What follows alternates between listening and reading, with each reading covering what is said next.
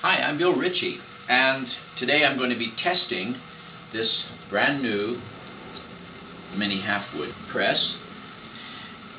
This is number 48, and it's a special press because it's all ebony and it's on its way to Venezuela. I'll be printing on this press later, but first I have to get my plate ready and explain that for the first time I'm going to be doing a monotype becoming a drypoint. My materials that I have set up here on this table for monotype are some ink modifiers. This is 470 oil, Miracle Gel Reducer, various kinds of modifiers, plate oil.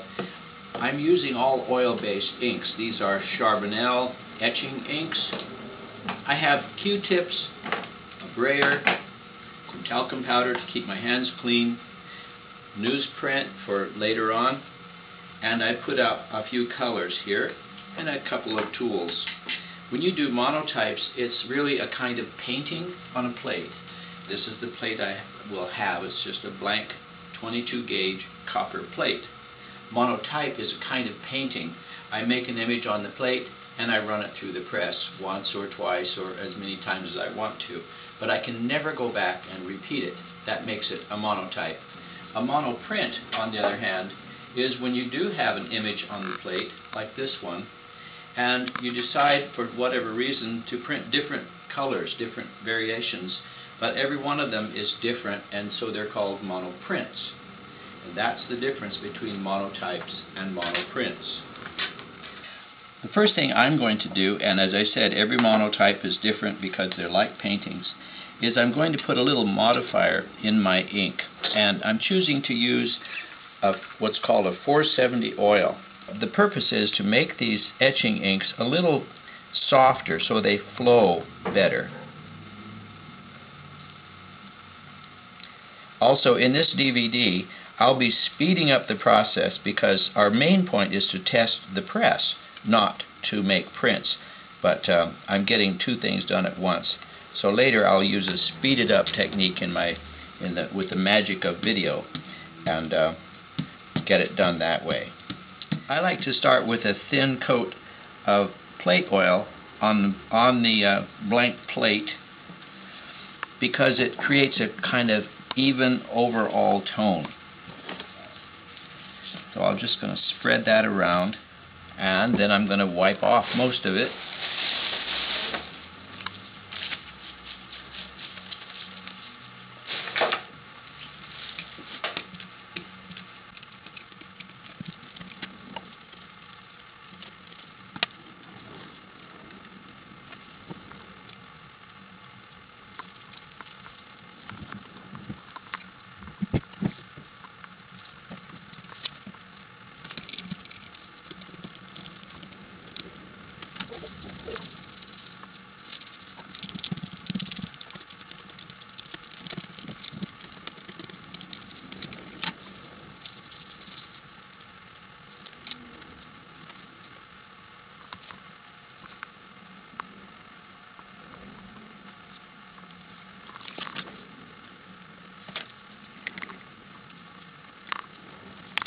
Okay, I'll go with that for now.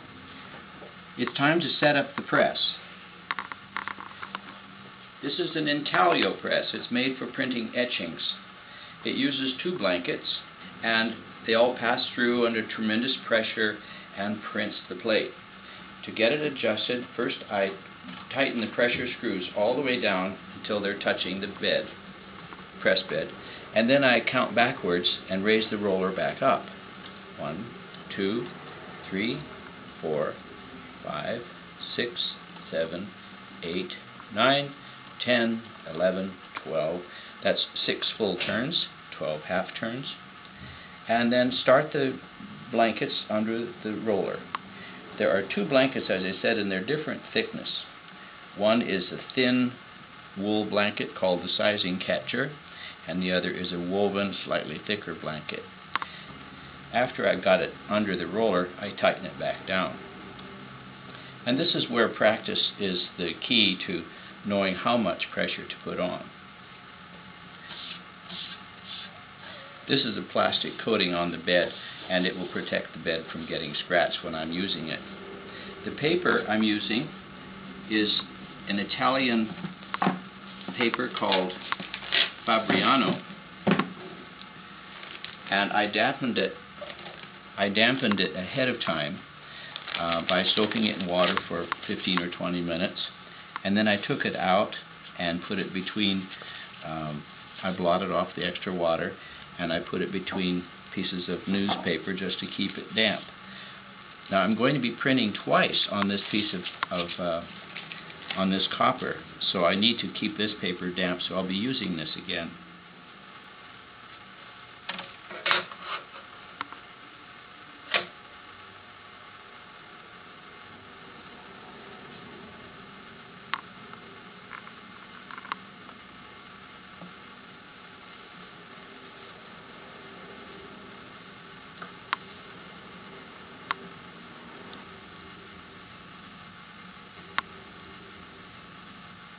I'm going to turn the press so the camera can see better.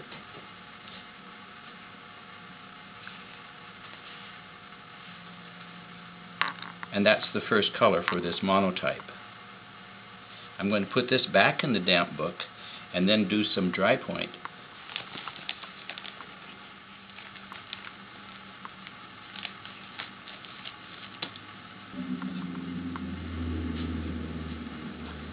Now, dry point. Dry point is kind of etching, but it doesn't use acid. That's why they call it dry point. Traditionally, we use a dry point needle, but anything works. You can cut it with a knife if you want to. I can still see a little bit of the ghost of my image, so that's what I'm going to use as a guideline when I make my dry point.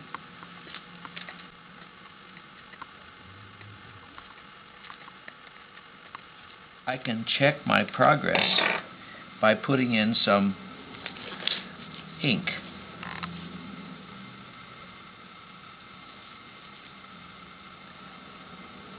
Just rub some black ink into it and then begin wiping it the way we do wipe a traditional dry point print.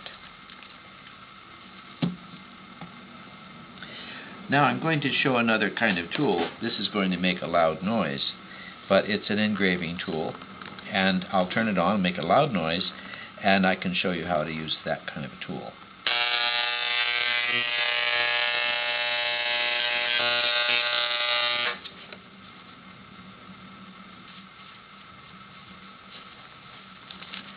This kind of ink works well if it's warmed. I have a little hot plate here, a little heating iron.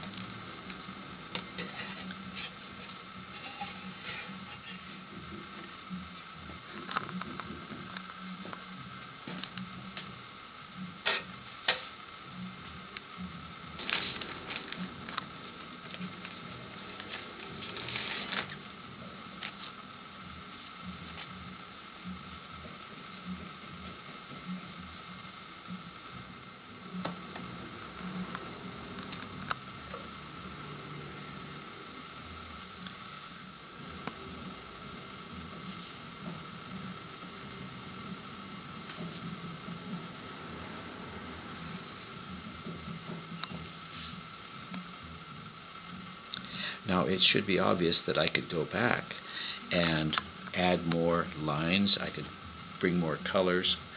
I can clean the plate off entirely. Of course, the lines are there now, so all the prints that come after this would be called mono prints, because there's a definite line that can be repeated. So that's the end of the test process for number 48. Thank you for watching.